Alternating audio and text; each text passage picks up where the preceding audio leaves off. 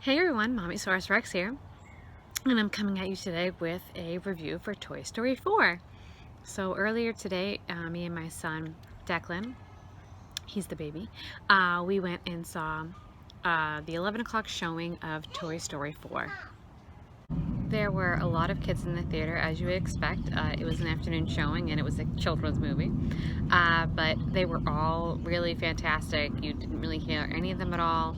None of them were being disruptive at all, including little Declan. He was good as gold. He didn't really make a peep. He watched the movie and ate, and that was it. So, I'm gonna give you a heads up. I will have spoilers in this video, but they're gonna be the second half, really. The first part, I'm gonna tell you what I thought about the movie, and then the second half will be spoilers, more detail of the movie. And I'm really sorry if you hear planes overhead. I just realized that we are tonight's flight path, so I came outside to try to get some quiet, but here we are with the planes. So this is the fourth installment of the Toy Story series, and sorry, there's bugs outside. And the quality of the video from the animation from the first one, which came out in 1999, till this one is absolutely amazing. Like, at some points it looks almost realistic. The first one came out in 1999, and I was 12 years old at the time, and I actually saw it in the theater, and I loved it. I mean, I love all things Disney anyway, but I loved Toy Story. I want to say it's probably my favorite Pixar movie because it's the original, but I mean, I don't know, I love Pixar. Toy Story is huge in our house. We all love Toy Story. I love Toy Story. My kids love Toy Story. My son is absolutely, James, he's obsessed with Toy Story. He won't go a day without wearing a Buzz shirt.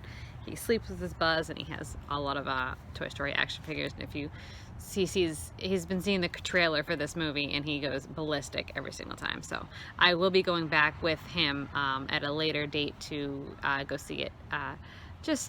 It'll be his first movie. He's only 2 years old, so I want to make sure that I'm not disturbing anyone else's movie-going experience. So, with that being said, here's my review of the movie. I enjoyed it. I really did. It was an enjoyable movie. There's a lot of funny parts. There's a lot of parts that make you go, oh, it hurts. But I would not say it's my favorite Toy Story movie. Out of the four, this is certainly not my favorite.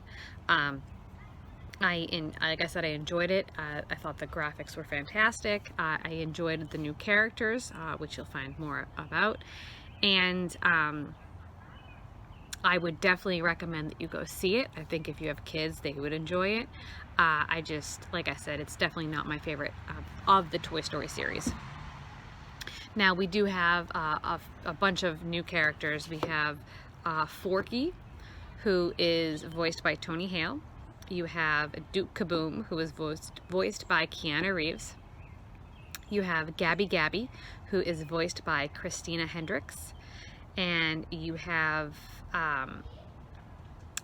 Ducky and Bunny, who's voiced by Key and Peele. They are on the Comedy Central. And you have, I can't remember her name, and I don't even know who she's voiced by. I should have looked this up, I'm sorry. But she's like one of those miniature toys, and she's actually really cute. And then you also have ventriloquist dummies, who are so creepy, but they don't have a voice. It's because, somebody else needs to be doing it for them. So they don't speak during the movie, which makes them more creepy. Now we're gonna get into the actual movie. So spoiler alert, I am going to be saying some plot points of the movie, so if you don't want to know and you just want to go see it yourself, sorry, now is the time to shut off this video. So okay, here you go. We start the movie right away with you're brought back 9 years, and you're brought back to Andy's house, and you find out how Bo Peep is given away. So from the third movie that Bo Peep is no longer there. Now this actually gives you the backstory of what happened to her, and right away, like, not even 5 minutes in the movie, you're already like, oh my god. You like, it hurts already. So you know, with that happening, and Woody has to say goodbye to her, and she has some troubles with that, and then fast forward again to nine years later, and you're at Bonnie's house, and Woody is now trying to adjust of being a toy of Bonnie instead of a toy of Andy, and he also has to adjust to not being the head toy of the room. That is the character Dolly, who is voiced by Bonnie Hunt, and she is the head of Bonnie's toys, so she is also in charge of the new toys, which are Andy's toys. Then you get into Bonnie, who is going into kindergarten, and she's very nervous about that.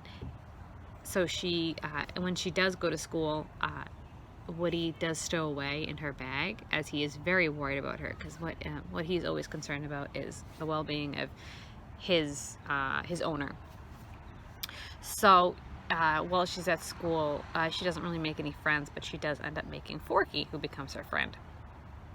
And she becomes very attached to it, and you could see, like, she obviously becomes attached to this inanimate object because she's not attaching to any other person. So Forky doesn't understand, well, he comes to life, and Forky doesn't understand that he's not trash as he thought he was, because he is a spoon. Well, he's a spork. So he, throughout the movie, tries to throw himself away. And there's some funny things with that. So, but Woody tries to, he's always there protecting him, and he even tells everyone else, like, it's my job to do this. And even Buzz at one point says, like, you know, why won't you let me help you? And he's like, well, you know what, he's like, it's my inner voice, it's my conscience, and it's telling me what to do, like, to protect this toy which Bonnie loves so much, which in turn protects Bonnie. So Buzz thinks that he's talking about his voice box, his pull string. So then Buzz starts using his buttons as his inner voice, which turns into some funny results from that. So Bonnie and her family, they go on an RV trip, and during that RV trip, Forky ends up jumping out a window. And so Woody jumps out a window, goes after him. He's like, I'll meet you guys at the next stop, which is an RV park, which is actually right next to a carnival in this little town. So Woody finally gets Forky, and, you know, he's on his way to bring him back to Bonnie, and then he explains to Forky why he is so important to Bonnie, and why, like, he needs to be there for Bonnie. And then Woody actually explains to Forky about Andy, and how he helped Andy growing up, and how he's there to help Bonnie now. Now, on the way back to the RV park, like I said, they pass through, like, this little town which has the carnival in it, and Woody actually stops because in the window of an antique store he sees what looks to be Bo Peep's lamp, which, if you remember from definitely in the first one, but Bo Peep was a part of a lamp, and a lot of people actually don't remember that, but it was her and her sheep, and she was a porcelain doll, or a porcelain part of the lamp. So he sees the lamp, and he actually goes into this antique store with Forky because he thinks maybe Bo will be in there. So in doing that, he actually gets Forky captured by the crazy Gabby, who is, like I said, voiced by Christina Hendricks, and her henchmen, which are the ventriloquist dummies. So she captures Forky because she actually wants Woody's voice box, and she wants his voice box because when she was manufactured, her voice box was damaged. The recording device, which says all of her sayings, was completely fine, but the actual box was damaged, and she notices that he was made around the same time that she was, so she wants to take it for her, so she can be, because right out of the box she didn't work, so she's actually never been loved by a kid, so she wants a kid of her own. So in trying to get the voice box, they capture Forky so that they can get Woody to give his voice box up, but he ends up getting taken out of the store, and he runs into Bo Peep outside of the store. He runs into her at a playground, and she's living her best life. She's loving just traveling all around this town and getting played with by like random kids basically, and not having an owner. So he explains to her how it's important for them to go get this toy for Bonnie, and she ends up going back and helping him, like going into the store, which she did not enjoy being in the first place. That was her lamp in there, but she has since left that store. So they do go back, and with they also run into Buzz, who has used his inner voice to jump out of the RV and also help his buddy, and that's when he also runs into Ducky and Bunny at the carnival, and kind of lets them loose of like they're attached to the wall, like to be one, but they're never one because those carnival games are rigged. So they want a kid as well. So they go on the journey as well, and when they all get back to the antique store, they are trying to help get Forky back for Woody. But in the process of doing all this, also Duke Kaboom, we meet him, and he's fantastic. And he's there to also help Woody because Bo Peep had asked. So, but in the process of doing this, Bo Peep ends up losing her sheep. They get captured as well, and then they do end up getting the sheep back, but they still can't seem to get Forky, and in the process everyone kind of gets like they kind of get hurt in the process. And they tell Woody, they say like, this, stop it, like it's a lost cause, he's a fork, like relax, like let's just go, you go back, be with Bonnie, we'll go do our thing. And Woody just can't let it go, and so he goes back by himself. He kind of leaves everyone, including Buzz, who is then hurt because he's like, you left me behind. So then he goes back in by himself, and he actually sacrifices his voice box for Forky. So at this point he's like, okay, I gotta get Forky back.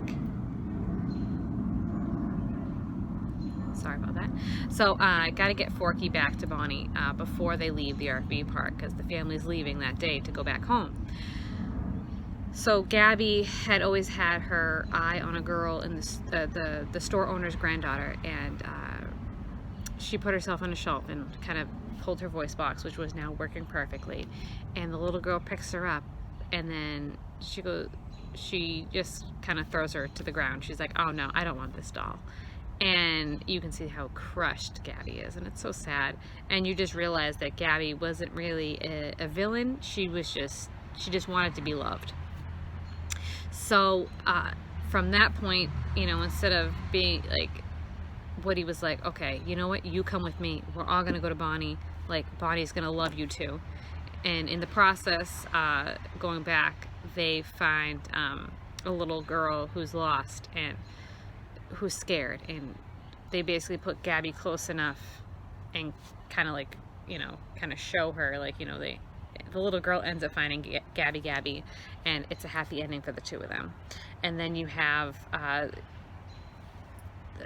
the crew finally gets back to the RV in time before they leave. There's little shenanigans in between, and it's really funny. But as they're saying goodbye to Bo, Buzz says to Woody, she's gonna be okay. And you think that he's talking about Bo, but he goes, Bonnie will be okay. It basically telling Woody, like, stay with Bo, like, go on adventures with Bo. And at that point, I was like, what? No. Like, first of all, now Woody's got a stitched up back, like, on his spine. He doesn't have a voice box anymore. So you're telling me that Buzz is now telling him to go off. And they go back, like Buzz goes back to the RV, and Woody ends up staying with Bo, and the last lines are, Buzz says to infinity, and Woody says and beyond. And I'm just like, what? No, like, this is not okay. Like, the whole reason that Woody never went to college with Andy was to be with Buzz and Jesse and everybody. Like, it's not like being with Bonnie, like being with just, it was being together, really. And now they're going to be separate. And I don't care if, like, this was the actual last movie or not. Like, with the end of the third one, like, that spawned a couple of shorts, which were like Toy Story That Time Forgot, Toy Story of Terror. I think there was a couple more, and they were just like, those were the shorts of the toys with Bonnie now, and they were really cute and everything, and they worked really well. So now are you telling me, like, if there's any more shorts or anything else that happens, like, Woody's not going to be there, or vice versa, like, it's going to be Woody and Bo Peep and Buzz and them aren't going to be there? Like, that's not Toy Story to me. Like, like, I don't like how it ended at all. It just upsets me, and I don't like it. And, with that being said, like, I hope you don't like any of the other characters, because this movie was basically a Woody, Forky, Bo Peep, and Buzz movie. Occasionally Buzz. Like, Buzz was even less. Like, it was basically a Woody, Forky movie. So I hope you like Sporks, guys, because it's a movie about sporks. That is my review for Toy Story 4. I hope that you stuck around and listened to my whole spiel. I'm sorry I rambled a lot.